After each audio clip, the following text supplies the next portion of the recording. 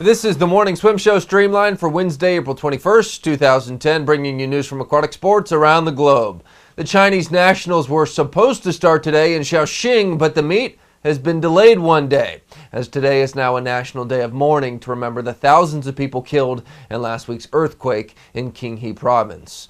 When the meet begins, 3 of the country's top swimmers will not be there. Liu Zhiga, the world record holder in the women's 200 fly, has opted to continue training elsewhere in the country.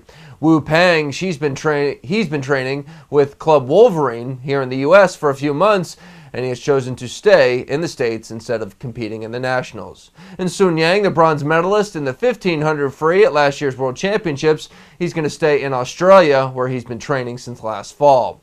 The Nationals is serving as the selection meet for the Asian Games, but the 3 swimmers will have other opportunities to qualify, according to the Chinese Swimming Association. The big star of the meet will now be Zhang Lin, who will swim the 200, 400, and 1500 freestyles. Earlier today in Spain, former IOC President Juan Antonio Samaranch died from a heart attack, just 3 days after he went to the hospital for breathing problems. Samaranch was largely responsible for making the Olympics the global phenomenon it's become in the past 30 years. He expanded broadcast rights around the world and increased the visibility of the IOC in non-Olympic years. He was 89 years old.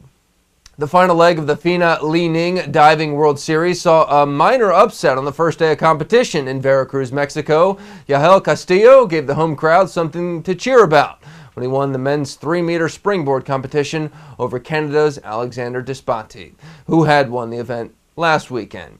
China's Kim Kai, the Olympic bronze medalist in the event, was third. China won the other 3 events, the women's platform, women's 3-meter synchro, and men's platform synchro. The competition wraps up today in Mexico. And that's it for the news today. I'm Peter Bush, reminding you to keep your head down at the finish.